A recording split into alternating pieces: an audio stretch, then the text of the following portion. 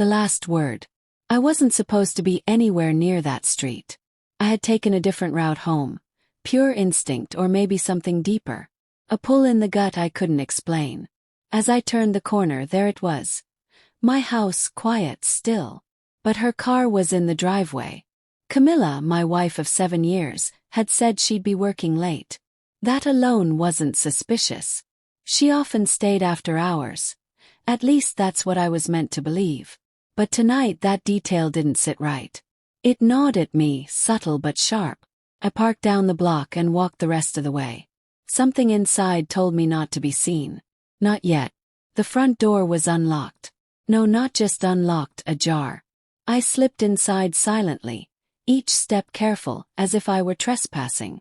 The living room was empty, dimly lit by the TV screen casting flickers across the walls.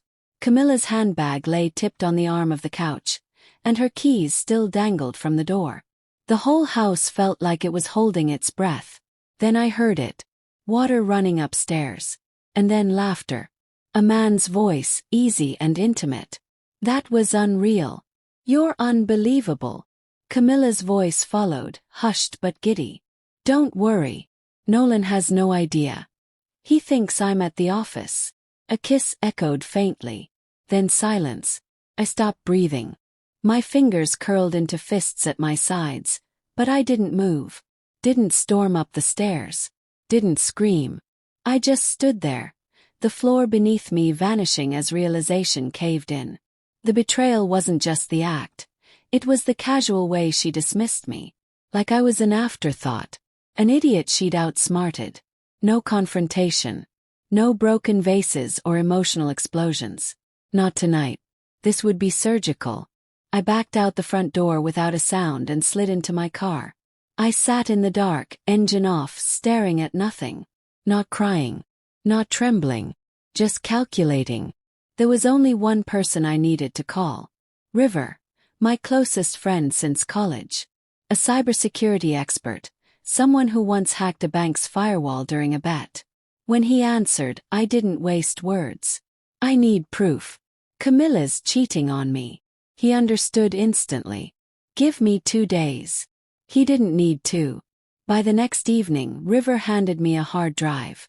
On it, hotel check-ins, voice recordings from hidden mics, time-stamped texts, dashcam captures from her own car system. He even cracked our home's smart security. Footage I'd never seen because she'd quietly changed the admin password months ago. What I saw made my stomach twist. But it also sharpened me. Camilla hadn't just cheated. She'd desecrated our life together. Routines. Her bed. Even our dog's name was used as an excuse for her absences. But I wouldn't walk away in silence. I would rewrite the ending. Over the next week, I became the perfect husband. Breakfast in bed. Flowers just because. A surprise candlelit dinner. She played along, oblivious. Smiling sweetly, lying through her teeth. Then I dropped the final act into place. "I've planned a weekend for us," I told her one morning. "A villa outside the city. Private chef. Just us. You deserve it." Her eyes sparkled. "You're amazing, Nolan." Smiled. "I know." The night before our trip, I handed her the keys to the car. Told her to go on ahead and that I'd follow in the morning due to a work call. She believed every word. As she drove off, suitcase in the trunk, I met my lawyer. The divorce was filed within the hour. Joint accounts frozen. Credit cards cancelled. The deed to the house, long ago signed over in my name without her notice, locked her out. Then I opened a folder labeled Revelation and clicked send. Her parents, her boss, her 3 closest friends. Each one received the full collection. Text threads, timestamped photos, audio recordings.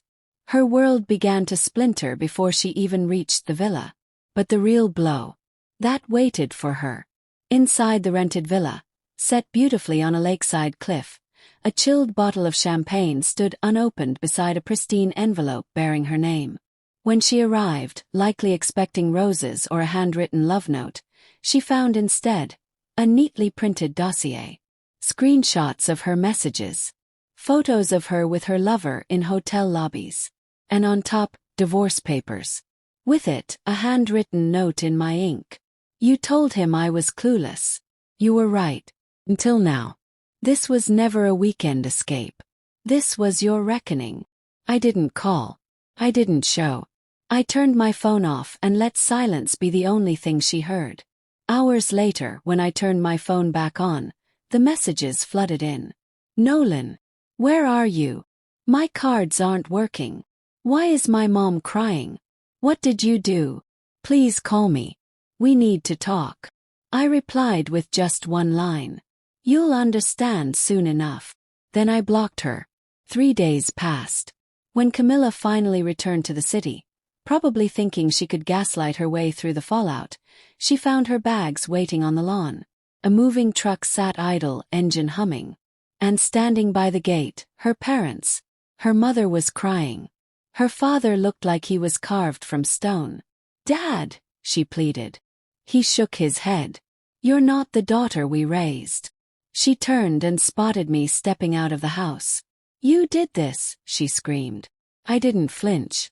No, I said. You did this. I just made sure you couldn't hide from it. I still live here. Not anymore.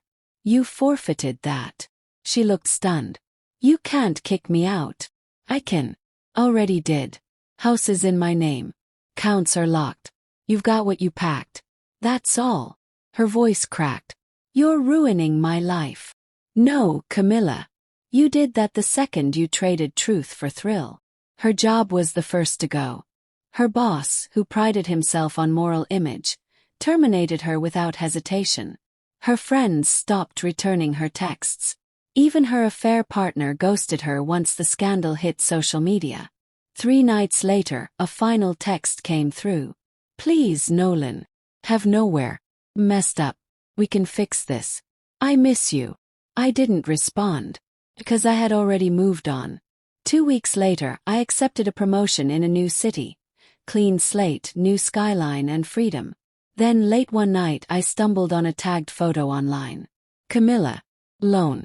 Hair tied back, no makeup, sitting in a cheap cafe. A tray of untouched food in front of her. Caption.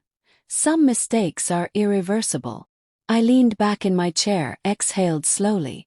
She had gambled her entire life, and lost everything. Me. I wasn't bitter. I was free. And revenge had never tasted sweeter. Because Camilla wasn't just abandoned. She was forgotten. Frozen in the wreckage she built with her own hands.